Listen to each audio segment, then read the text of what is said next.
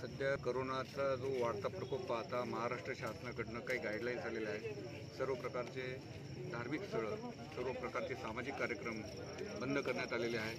सध्या आपल्याला कल्पना आहे कलम 144 चालू आहे। 5 पेक्षा जास्त लोक एका ठिकाणी जमा होऊ शकत नाही। त्या दृष्टिकोनातच पोलीस विभागाच्या वतीने या गाईडलाईन्स काय आहे ते समजून सांगण्यासाठी आजची बैठक होती।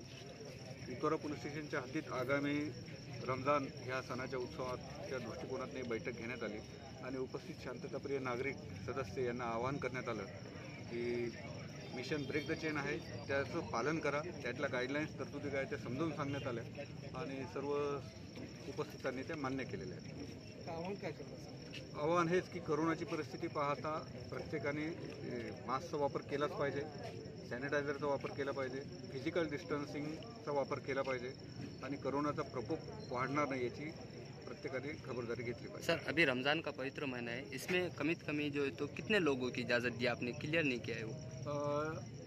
गवर्नमेंट के जो गाइडलाइंस है इसके मुताबिक सभी तरह के प्रार्थना स्थल, धार्मिक स्थल बंद है। तो आह्वान यही किया गया है कि जो भी आप इबादत करोगे, प्रार्थना करोगे, हर कोई अपने घर घर में करेगा और मस्जिद आह्वान किया गया है। 14 तारीख आंबेडकर जयंती भी है, आंबेडकर जयंतीच्या अनुषंगाने सुद्धा ब्रेक द चेनच्या गाईडलाईन्स सगळ्यांना समजून सांगण्यात आलेल्या आहेत।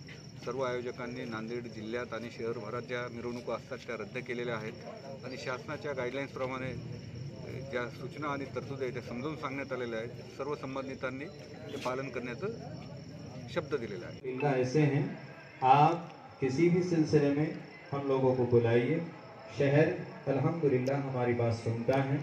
का सबसे पहला और बुनियादी मकसद ये है कि हम इस महामारी से लड़ने के लिए, इस महामारी से बचने के लिए जो अहकामात ऊपर से जो है दिए जा रहे हैं उनके ऊपर अमल करें। और इस वक्त में जो है गुज़िश्ता जो लॉकडाउन रहा है, गुज़िश्ता मार्च के अंदर जो शुरुआत हुई है उसकी, उस वक्त में यह था कि प्रशासन की तरफ से बहुत ज्यादा डर और खौफ का माहौल बनाया गया था और लोग डर गए थे। हकीकत यही है कि वो लोग खुद ब खुद बचे हुए हैं। जो यंग लोग हैं, जो जवान हैं, वो आ रहे हैं और उनकी तादाद भी जो आपने बतलाई है उन्हीं तादाद के मुताबिक जो है पूरे शहर के अंदर, मसाजिद के अंदर अमल किया जा रहा है और इंशाअल्लाह दूर कर सकते हैं। हमने देखा डॉक्टरों ने हाथ उठा लिया और इस पवित्र महीने के अंदर जो है तो शुरुआत होती है और आप लोग भी जानते हैं और सख्त गर्मी के